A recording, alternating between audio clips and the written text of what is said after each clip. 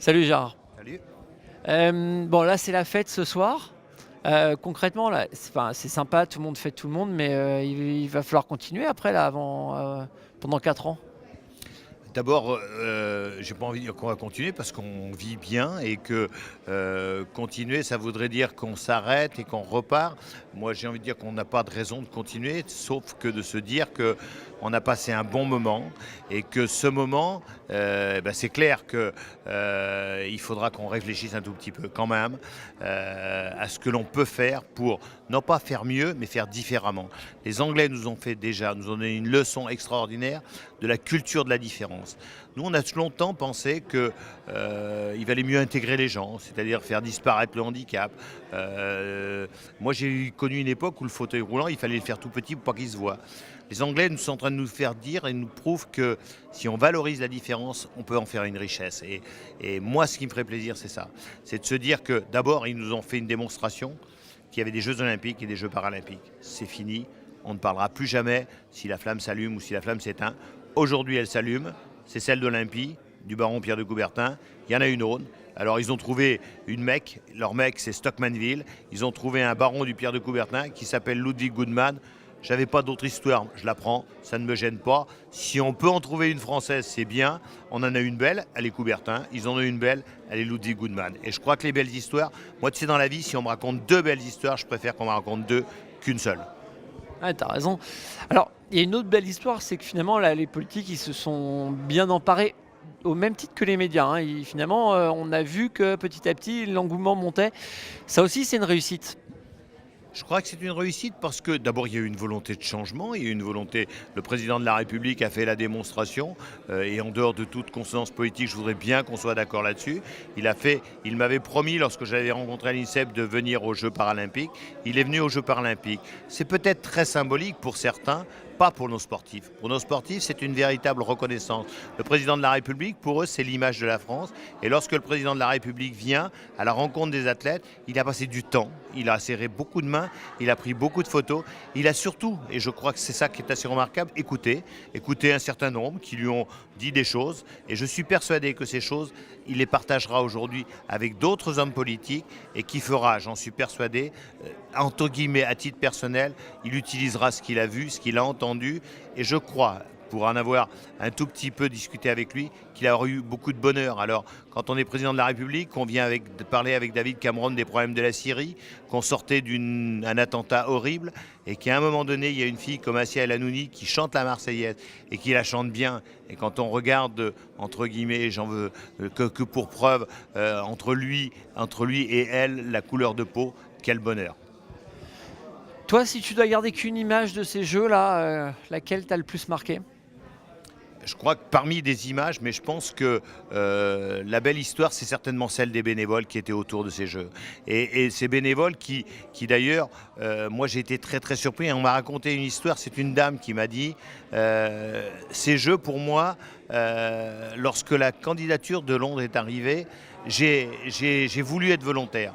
Et elle habitait dans le nord de l'Angleterre et elle m'a dit, j'ai ouvert un compte en banque et tous les mois j'ai mis de l'argent pour pouvoir être bénévole et venir à Londres. Mais je lui ai dit, comment ça, bénévole? Oui, parce qu'elle me dit, je savais qu'il fallait que je règle moi-même mon hôtel et mes transports.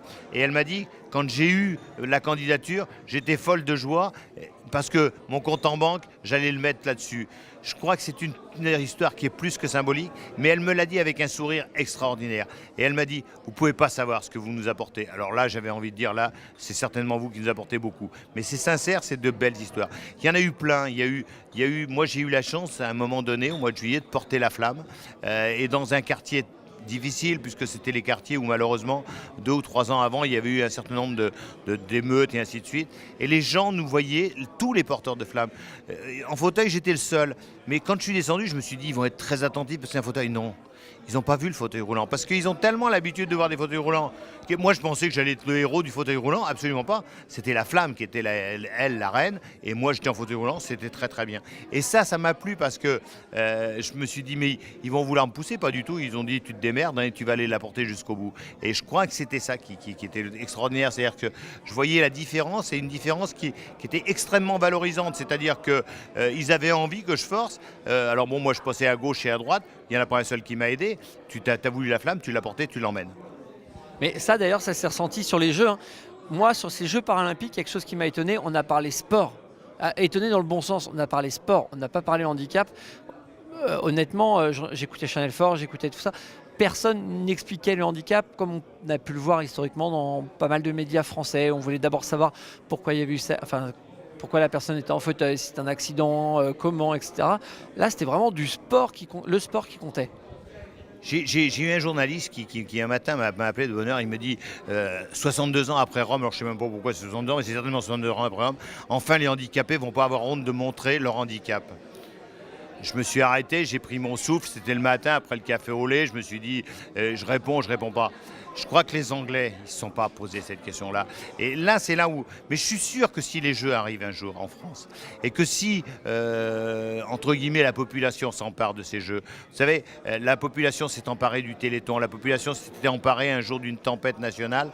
Moi, je suis convaincu que la France est prête à accueillir les Jeux, et que les Jeux paralympiques, à condition qu'on les explique bien, parce que notre problématique, je crois que le plus gros aujourd'hui, c'est d'être capable de les expliquer. Alors, on a besoin de vous, des médias, de la télévision, pour montrer ces images, les montrer de façon claire, les montrer de façon honnête, les montrer aussi de façon partisane, parce que les Anglais, ils ont été partisans. Moi, je peux te dire que quand il y avait un Anglais sur le stade, c'était même pas la peine que l'autre bouge. Il était mort. Et ça veut dire qu'il s'occupait de la performance de l'Anglais, mais c'était tout, c'était du chauvinisme à extrême.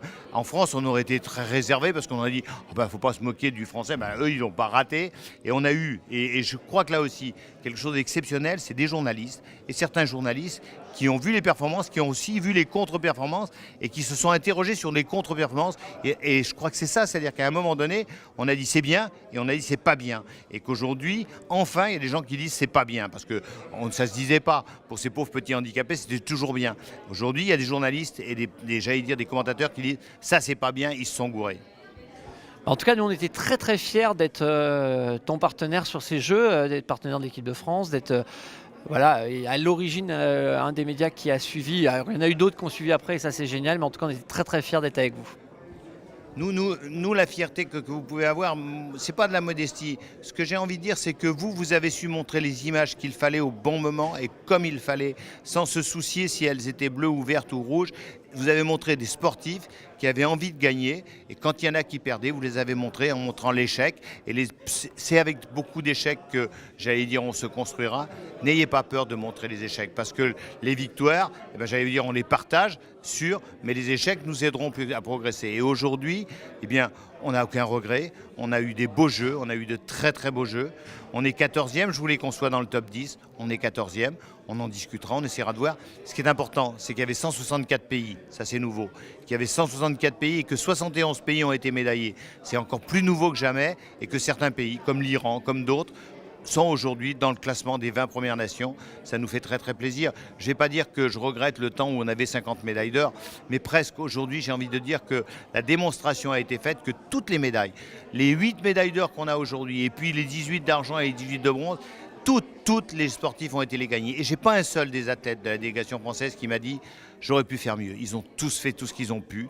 Et celle d'argent avale de l'or dans mon cœur. Merci Gérard.